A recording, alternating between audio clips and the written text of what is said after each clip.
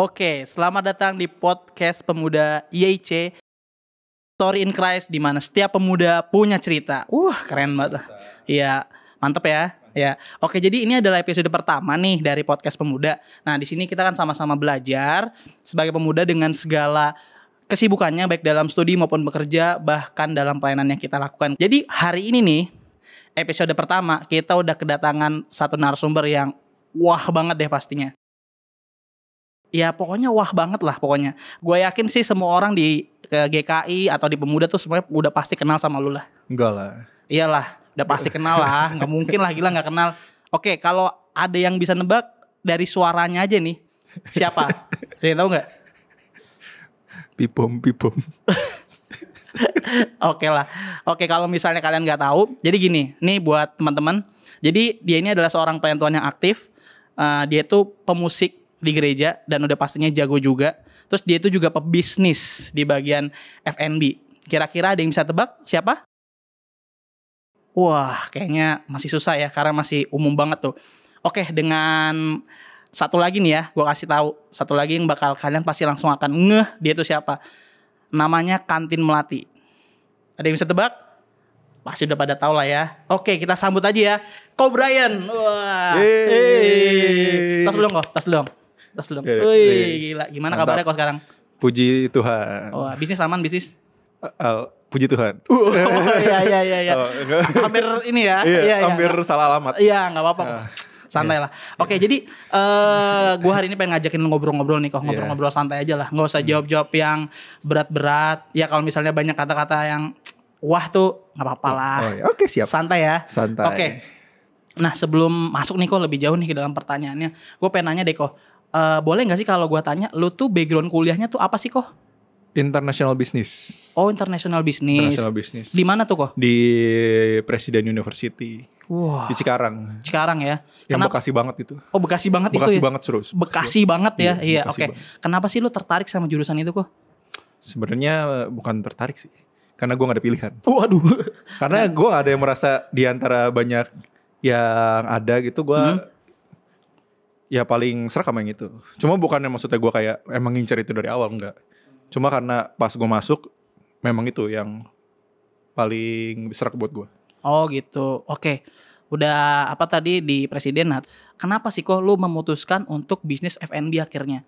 Karena bisnis itu kan gak mudah nih kok. Apalagi F&B gitu. Dan kenapa harus F&B sih kok? Kan lu kan punya background pemusik nih. Kenapa enggak misalnya contohnya lu bisnisnya jual alat musik kah, atau misalnya lu buka studio musik yang memang basicnya tuh sama lu gitu kok? Mungkin bukan ini ya. Sebenarnya musik itu kayak hobi sih. Kayak jatuhnya lebih ke hobi. Cuma gue nggak begitu. Sebenarnya musik itu gue nggak begitu mendalami yang kayak gimana gitu loh. Bukan yang bener-bener lu belajar lu enggak gitu. Cuma kalau misalnya kayak kenapa F&B itu sebenarnya kan awalnya keluarga ya. Sebenarnya keluarga udah ada bisnis yang sedang berjalan gitu udah ada. Gue ini emang pengen ngembangin aja gitu. Oh. Jadi kan dulu runningnya tradisional gitu. Emang pengen ngembangin. Kan banyak sekarang online, sosial media segala macam. Oh gitu. Jadi ya. emang gue pengen ngembangin aja. Oke. Terus kan tadi kan di depan gue udah bilang nih kok kalau misalnya lo tuh dikenal sebagai owner dari Kantin Melati. Kenapa sih kok namanya harus Kantin Melati? Dari sekian banyak nama nih kok. Misal siapa tahu bisa Kantin Brian atau Kantin siapa gitu kan. Kenapa harus Kantin Melati kok? Itu nama yang udah ini sih, udah akrab didengar sebenarnya. Karena dulu kan gue dari awal itu bonyok gue buka. Namanya emang udah Kantin Melati. Jadi yang itu udah terkenal lah. Maksudnya di kalangan anak-anak. Kan gue di depan sekolah nih. Jadi anak-anak udah pada tahu segala macam, namanya Kantin Melati. Akhirnya dari mulut ke mulut, taunya Kantin Melati. Ya udah Kantin Melati gitu. Nah, ini kan lu bisnisnya F&B nih kok, Kantin Melati ini nih. Iya betul. Nah, padahal sebenarnya basic kuliah lu tuh nggak itu. Nah, kenapa harus F&B sih kok? Karena gue seneng. Oh, gue seneng dan ya? gue gue tertarik gitu kalau misalnya. Ini sebenarnya kan kayak tadi gue bilang musik juga hobi kan. Cuma gue rasa ingin mendalaminya tuh gue lebih mendalami masak gitu. Kayak gue tuh sering nonton YouTube gitu soal masak. Dan gue tuh kayak penasaran, gue pengen coba nih, gue pengen coba gitu. gitu. Dan Jadi- berhubung gue ada ada wadahnya gitu kan. Oh gitu. Jadi gue coba. Gitu. Oke. Nah, berarti semuanya tuh dari YouTube ya kok ya? Betul Nah, dari YouTube. gini kok, kan kalau misalnya kita balik nih ke pengertian kantin ya, kantin itu kan biasanya menunya itu gitu-gitu aja ya, karena betul. yang gua tahu tuh kantin tuh gitu-gitu aja kok nih, gua Iya. nggak tahu nih, tapi kantin lu kan yang gue lihat-lihat ini kan variatif banget nih menunya. Nah itu tuh sumbernya dari mana sih kok? Atau inspirasi lu tuh dari mana sih kok sampai lu bisa nemuin menu-menu yang sevariatif itu di kantin Melati? Sebenarnya sumbernya mah banyak gitu ya. Cuma mostly ya itu dari gue bilang dari YouTube gitu. Dari YouTube gue ngeliat, gue uji coba. Kalau misalnya enak ya gue jual gitu. Kalau misalnya nggak enak ya dicoba lagi sampai enak. Oh gitu. Iya dong. Oh gitu. Oke kok. Jadi dari YouTube lah ya semuanya kok ya. Nah kalau misalnya dari YouTube nih kok, gue juga pernah nih nyoba nih, dari coba-coba di YouTube dan ternyata gagal, dan akhirnya gue nggak mau nyoba lagi karena menurut gue kayak gue nggak bisa deh masak ini gitu. Tapi lu pernah gak sih kok pas lagi lu nyoba di YouTube nih, terus abis itu lu belajar resep kan dari YouTube itu, nah lu pernah gagal gak sih kok ngerasain kayak gue gitu loh? Oh pernah cuma apa ya? Kalau misalnya gue lihat di makanannya ada potensi, gue akan sempurnain itu. Oh gitu. Tapi kalau misalnya emang gak enak dan cannot help ya gue gak masukin menu gitu. Oh gitu. Berarti lu menu-menu memang yang lu bisa masak ya kok maksudnya kayaknya ini bisa gue masak nih, bisa gue olah gitu ya kok. Iya betul. Oh gitu. Iya. Kan tadi kita bahas soal kegagalan nih. Maksudnya menurut gue juga setiap orang yang punya usaha, gak cuma usaha F&B lah ya, itu pasti pernah gagal kok. Nah apa sih kok yang membuat lu terus mencoba terus walaupun lu pernah gagal gitu? Karena kan banyak orang kayak contohnya gue tadi, gue ngeliat di YouTube, gue nyoba, gue nggak bisa, dan akhirnya gue nggak mau nyoba lagi gitu. Nah kalau lu kan bilang lu pernah gagal, nah lu tuh mau nyoba lagi tuh apa sih kok alasannya apa lu bisa mau nyoba lagi itu? Kalau gagal itu kan semua orang pasti ya. Semua orang ya nggak usah usaha gitu. Kayak misalnya lu ulangan itu pernah gagal lah gitu. Nggak mungkin lu 100 mulu gitu kan. Nah gagal cuma kalau dari gua ketika gua ngelihat ini makanan punya potensi, gagal 100 kali pun gue akan coba. Serius kok? Iya dong. Gila. Iya dong. Gila. Tapi ada karena cuan juga ya kok ya? Iya dong. Itu yang utama. Iya. Cuan Iya. guys. Cuan. Jadi sebenarnya tujuan utamanya karena lu pengen mencoba adalah cuan. Bener ya kok ya? Iya. Pastilah orang juga pasti buat usaha pasti tujuannya mencari cuan kan kok. Betul. Nah oke kok. Gue pengen nanya lagi nih kok. Ini kan resepnya ini udah lebih banyak nih kok di kantin Melati nih. Gue pengen nanya nih kok untuk kedepannya kok lu bakal bikin menu baru lagi atau misalnya memang nanti akan lu perbaruin dari menu-menu yang udah ada di kantin Melati kok? Dua-duanya sih. Jadi kalau misalnya kayak ada menu yang lama nih, menu yang lama ternyata gue nemuin gue bisa bikin itu lebih baik, ya akan gue lakukan gitu loh. Terus ke depannya gue ada nemu, misalkan zaman berubah. Tren berubah, tren makanan pun berubah gitu loh. Ya kan gue harus ngikutin itu. Kalau misalnya gue begitu-gitu dong, ya gue stuck gitu. Stuck ya kok. Jadi pasti bakal ada menu baru juga. Wah gila. Kayaknya kita perlu nunggu nih ya menu-menu terbaru dari kantin Melati, dan itu udah pasti enak banget sih. Karena gue denger nih kayak review dari kantin Melati itu kayak selalu bintang 12 ya kalau nggak salah ya. Gak ada bintang 12. Pokoknya enak banget lah pokoknya teman-teman buat yang mau pesen boleh tuh di kantin Melati ya kok ya. Iya boleh. Nah lagi nih kok gue pengen bahas soal kegagalan, karena menurut gue kegagalan ini menarik. Kenapa? Karena kegagalan ini itu banyak orang yang akhirnya gagal tapi nggak mau coba, dan lu termasuk orang yang menurut gue keren. Kenapa? Karena lu udah gagal tapi lu mau coba lagi, bahkan tadi lu bilang sampai 100 kali ya. Lu nyoba. Nah maksud gue gini kok. Nah lu kan akhirnya setelah lu kuliah, lu kan berbisnis nih. Nah sedangkan teman-teman di sekitar lu itu banyak yang kerja kantoran, nah yang kayak gitu-gitu. Nah lu pernah gak sih punya rasa iri sama mereka yang kayaknya gue enakan kerja kantoran deh daripada kayak gini? Karena kan kadang-kadang F&B itu kan belum tentu setiap hari untung. Bisa aja ya, gue nggak tahu nih. Bisa aja kan mungkin hari ini penjualan sepi, atau maksudnya kita nggak bisa prediksi lah soal apa F&B ini. Kayak gitu. Kalau lu pernah iri gak sih sama teman-teman di sekitar lu? Enggak sih. Enggak sama sekali ya? Wah gila, lu keren banget dah. Selalu mencoba, gak pernah iri. Gila keren banget deh lu. Enggak harus ini lah. Kita harus bersyukur. Wah, luar biasa Luar biasa ya. sekali. Quotes of the day. Wah, quotes of the day. Kita harus bersyukur. Kita harus bersyukur. Luar biasa dari Cobra ini. Pertanyaan berikutnya gini, lu kan selain lu berbisnis juga, lu kan pelayanan juga nih kok. Ya kan? Aktif juga, aktif di gereja. Buat teman-teman yang belum tahu, Cobra ini termasuk aktivis di gereja. Gua rasa kayaknya Cobra ini Sabtu dan Minggu selalu di gereja deh. Dulu ya, sekarang udah nggak pernah. Jarang. Waduh, kenapa gitu kok? Jarang. Lagi sibuk mempersiapkan sesuatu. Wah, kita tunggu ya. Kita tunggu nih kejutan dari Cobra. Nah, pertanyaan berikutnya gini. Kan lu kan berjualan nih. Berjualan nih. Udah pasti kalau jualan kan pasti bisa banyak. Misal banyak pun misalnya contohnya 1000 pack gitu. Misal 1000 packs untuk pemesanan. Nah, itu lu pernah ngerasa burnout gak sih kok di saat aktivitas lu yang lu bangun subuh mempersiapkan itu sampai lu akhirnya jualan sampai sore kayak gitu-gitu, lu pernah burnout gak sih? Pernah. Pernah burnout lu ya kok ya? Pernah burnout. Terus lu cara ngatasin burnout kayak gitu gimana kok? Nongkrong sama temen. Oh, wah luar biasa. Nongkrong sama temen. Kalau ke gereja pelayanan latihan ketemu temen ngobrol. Ya itu refreshing juga buat gue. Jadi lu kalau burnout lu datang ke gereja pelayanan, gila luar biasa. Enggak, maksudnya di pelayanan. Oh enggak, bukan. Pelayanan itu kan juga kayak ketemu orang gitu. Gue seneng gitu ketemu orang. Ketika gue lagi burnout gitu, gue seneng ketemu orang, ngobrol segala macam. Ya cerita-cerita gitu lah, nongkrong gitu. Nah, berarti itu, ketemu teman lah ya kok ya. Iya. Boleh sebutin gak sih kok satu teman lu yang selalu support tuh walaupun lu gagal. Satu aja sebutin. Ada nggak? Atau yang selalu dengerin cerita lu deh kalau misalnya lu lagi gagal atau lu ibaratnya dia jadi tempat curhat lu deh. Siapa ya? Gak ada kok, gila lu ya.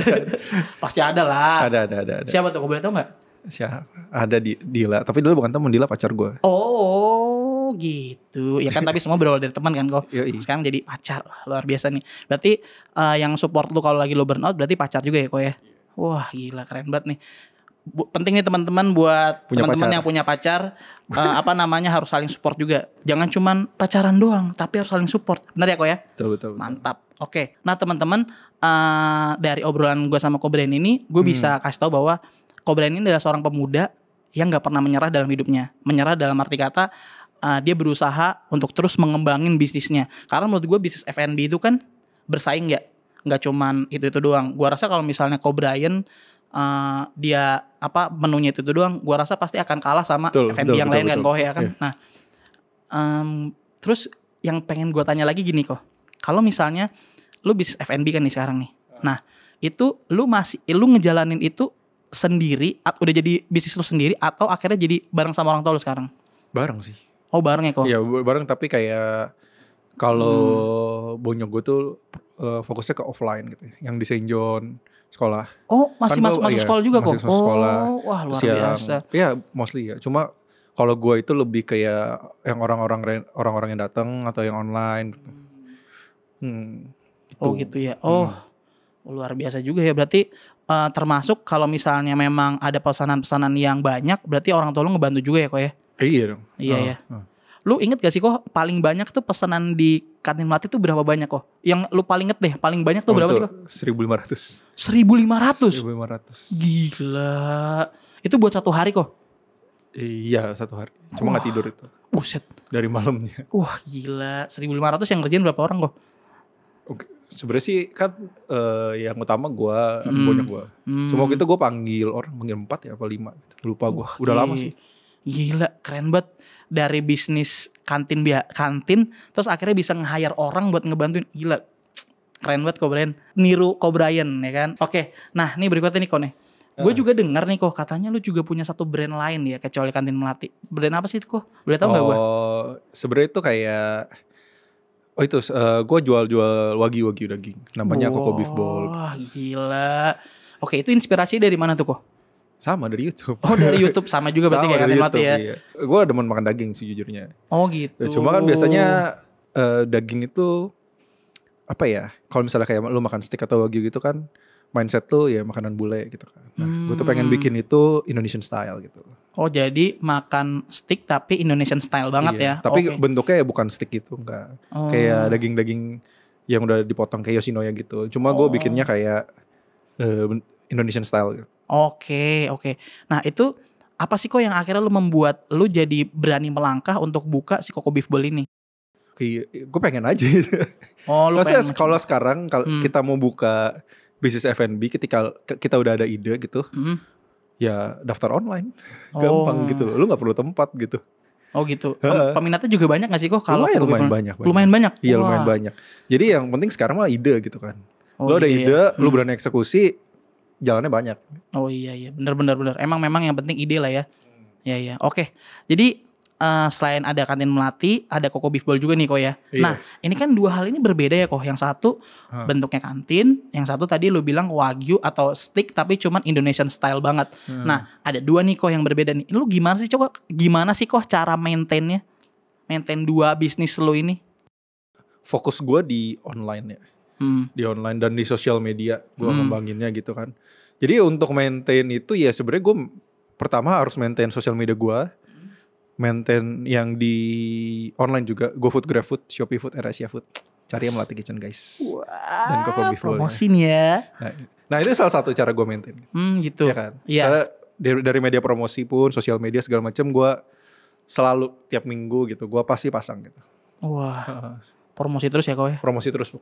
Oke kok. Wah luar biasa. Udah dua tapi lu tetap promosin terus ya kok ya. Betul. Wah, harus promosin tuh. Kan tadi kayak gue bahas tadi di belakang, lu juga adalah pelayan Tuhan yang aktif, ya kan? Nah, mau belajar dong kok gimana sih caranya lu bisa ngimbangin keduanya antara pelayanan dan bisnis lu, karena menurut gue bisnis tadi kan lu pernah bilang, taruhlah contohnya lu mengerjakan 1.500 packs, itu kan pasti memakan waktu lu banget kan, bahkan lu tadi bilang sampai nggak tidur. Nah, gimana sih cara ngimbangin antara lu pelayanan dan bisnis lu yang menurut gue udah mulai padet ini nih? Kalau pertama gue pelayanan kan gak tiap minggu ya. Oh benar. Gue pelayanan gak tiap minggu. Ya bagi porsi aja sih. Ini kan pelayanan lu buat Tuhan gitu kan. Lu kan harus menyediakan waktu juga untuk Tuhan gitu kan. Gak melulu untuk dunia ini. Wah gila. Luar biasa keren banget. Berarti ini faktor dari teman-teman lu juga mungkin ya. Teman-teman pelayanan yang selalu mendukung lu. Wah luar biasa. Memang luar biasa teman-teman sepelayanan saya. Wah gila. Jadi pengen kenalan sama teman-teman pelayanannya Ko Brian. Udah panjang banget nih obrolan gue sama Ko Brian saat ini. Nah Niko, ini terakhir banget nih. Gue pengen nanya nih. Kok boleh minta closing statement gak sih kok dari lu untuk teman-teman pemuda kita nih yang lagi emang bergumul saat ini, entah itu lagi pengen buka bisnis atau lagi ngejalanin bisnis ataupun yang mungkin kerja kantoran dan sama yang lagi struggle sama pelayanannya kok. Jangan menyerah guys. Wah, jangan menyerah. Kayak lagu The Massive ya, jangan menyerah. Oke, gitu kan. Jangan menyerah dari Ko Brian. Oke, jadi proses itu kan emang lo harus sakit-sakit dulu gitu kan. Oh gitu ya kok. Namanya proses tuh gak ada yang enak coy. Benar kok, benar. Nanti hasilnya baru enak. Wih, sekarang lu udah menuai hasilnya kok ya? Belum lah, gue masih belum. proses juga lah. Oh gitu. Iya. Oke, mungkin sebelum gue menutup podcast kali ini nih, gue masih penasaran kok sebenarnya. Di saat lu ngejalanin proses yang sedemikian susah ya menurut gue ya di dalam hidup lu untuk berbisnis, lu masih ingat gak sih kok titik terendah lu di saat lu ngejalanin bisnis ini? Pernah. Itu pas 2020 ya akhirnya. Yang pas pandemi lah. 2020 pas pandemi ya. Jadi sebenarnya dulu kan maksudnya keluarga tanggungan gitu kan. Terus cicil ini cicil itu, cicil rumah segala macam. Nyokap juga harus bayar utang gitu kan. Nah pas 2020 kan pandemi semua tutup gitu kan. Jadi gue cuma ngandelin online aja gitu. Memang online-nya naik banget gitu. Cuma tetap nggak bisa nutupin yang keluarga gue dapat dari offline itu, dari sekolah, dari orang luar gitu. Itu kan hilang kan? Iya, gitu kan, benar. Nah itu gue struggle di situ, di mana gue harus bayar KP rumah dan segala macem hal yang harus dibayar gitu kan. Itu tuh pas 2020. Itu gue merasa 2020 akhir ya, nggak salah ya. Pokoknya pas lagi parah-parahnya lah pandemi itu gue ngerasa ya gue sampai bertanya gitu kayak di mana sih Tuhan gitu. Wah, iya kayak serius kok? Iya ya karena maksud gue pelayanan gitu. Gue aktif di gereja segala macam tapi kok gue nggak ada apa ya? Kok Tuhan kayak nggak nolong gue gitu. Gitu kan. Iya sampai gue penggumulkan gitu dan beruntungnya gitu kan. Gue punya seorang calon teman hidup gitu kan. Yang selalu mengingatkan gue gitu kan. Oh berarti ini akan menuju step berikutnya ya kok ya? Iya dong, lo pacaran kan buat nikah lah. Oke, berarti kita tunggu undangannya teman-teman. Lanjut kok. Iya dia yang ngingetin gue gitu loh. Kayak ya maksudnya Tuhan ngizinin lu kayak begini ya pasti ada maksudnya gitu. Dan maksudnya ada sesuatu di balik itu. Gak mungkin Tuhan ngebiarinin ujian lebih berat daripada yang kita bisa gitu kan. Ya. Nggak mungkin Kayak Tuhan ngebiarin terjadi tanpa ada maksud ya kok. Iya betul. Iya benar. Wah. Iya. Dan sebenarnya ini agak dark sih, kayak Tuhan nolong gue, tapi caranya menurut gue agak nggak enak gitu. Di luar ekspektasi lu ya kok ya. Iya kayak awal 2021 ya. Awal 2021 apa 2021 deh.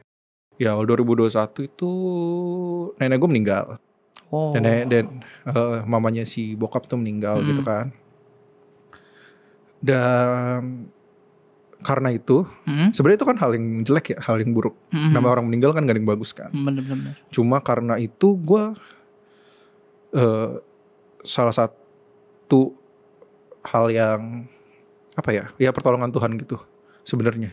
Walaupun nenek gue meninggal, tapi gue ada dapat sisi positifnya gitu loh. Hah? Gimana? Gue masih kurang nih, maksudnya nenek lu meninggal tapi ada sisi positifnya tuh. Keluarga gue keluar dari masa-masa resesi itu. Oh gitu. Walaupun memang agak dark gitu kan. Cuma ya itu cara Tuhan gitu. Cara Tuhan kita gak ada yang tahu kan. Iya sih benar. Cuma karena itu kan ada uang kekumpul gitu segala macam. Akhirnya ya kita keluar dari masa-masa sulit. Walaupun caranya gak banget. Iya sih. Kenapa? Maksudnya mungkin ada cara lain tapi kenapa harus cara itu gitu ya kok ya. Oke lah. Wah gila. Jujur gue baru denger ini guys dari Ko Brian. Kalau kita gak podcast kayak gini, gue rasa gue gak akan pernah denger sisi Ko Brian yang ini. Karena jujur aja Ko Brian yang gue kenal itu Ko Brian yang selalu semangat. Bahkan kalau nganterin pesanan aja kayak wah gila dia semangat banget sih. Dan pelayanan juga oke menurut gue. Tapi ternyata di balik itu semua pernah juga seorang Ko Brian di titik terendahnya ya kok ya. Betul. Dan akhirnya lu bisa ngelewatin titik terendah itu. Dan akhirnya dia bisa bertahan sampai di titik yang sekarang. Wah gila keren banget Dalko. Satu hal sih yang gue inget dari Ko Brian, kata-kata tadi adalah jangan menyerah. Dua. Jangan menyerah dan nikmatin prosesnya ya kok ya. Betul. Karena memang di saat lu udah nikmatin proses lu dan lu semua ngelakuin hal-hal yang mungkin mikir itu tuh kayak kenapa sih rencana Tuhan harus begini banget dalam hidup gue. Tapi di saat lu ngelewatin itu semua, percaya ada buah yang manis ya kok ya. Wah gila. Sampai akhirnya Ko Brian tuh bisa di titik yang sekarang. Dan gue rasa sih hampir semua warga GKI kenal kantin Melati. Iya serius kok. Enggak serius kok. Gue jujur aja ya. Bahkan sampai anak-anak sekolah minggu gue rasa juga kenal kantin Melati. Iya. Amin. Amin ya kok ya. Amin. Buat teman-teman yang kesusahan pesan makanan bisa langsung pesan sama Ko Brian. Rasa dijamin enak karena rata-rata pemuda udah pernah nyobain dan mereka belum ada yang pernah ngasih feedback jelek ya kok ya. Iya belum. Wah puji Tuhan. Jangan sampai lah. Iya. Oke lah. Oke kok, terima kasih buat obrolan hari ini. Terima kasih udah datang di podcast pertama kita. Buat teman-teman, nantikan podcast kami berikutnya. Pastinya kami juga akan mengundang para narasumber yang gak kalah keren dari Ko Brian dan selalu tunggu podcast kami. Dadah.